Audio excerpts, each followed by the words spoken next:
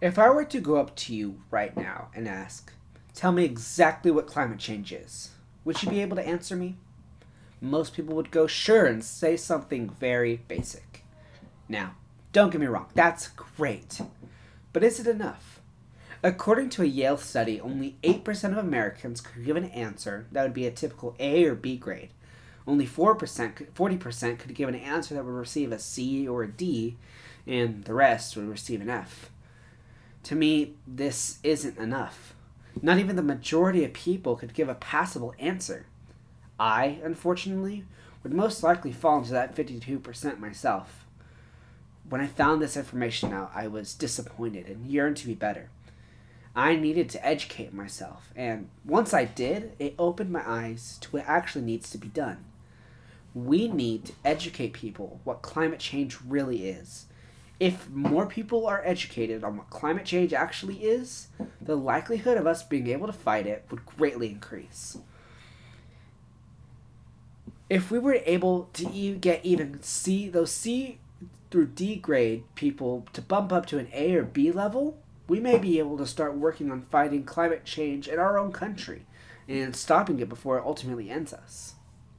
Luckily, people have been working on this already, having different methods of actively teaching people climate change.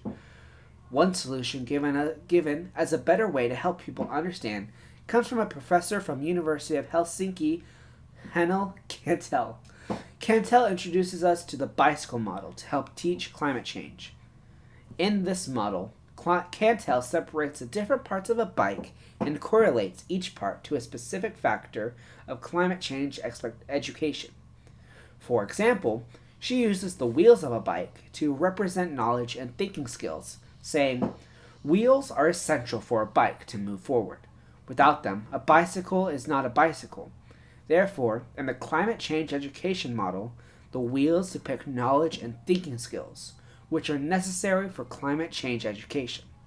She goes on and connects the rest of the parts of the bike to other factors like the chains and pedals to actively fighting climate change, and the handlebar as envisioning the future and how to change based on what comes next. If we're able to use this model as a basis for how to educate more people, we might have a chance at getting more people to listen. But what is a way of pushing education of climate change that will get people to actually pay attention and want to learn? The future of our planet is in the hands of our youth. They are going to be the ones in charge once most of the current population is gone. They are the ones that we need to focus on educating, and to grab their attention and make them want to learn. An idea presented by an article from Nature Climate Change by Jason Wu and Joey Lee suggests we should be using games as a main way of educating climate change. Games are natural tools for climate change, education, and engagement.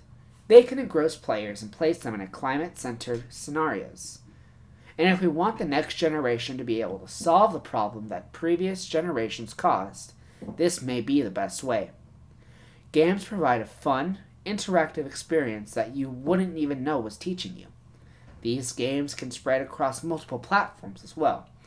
This article lists off multiple different types of games, such as computer games, cardboard games, and facilitated activities, as many different options to teach.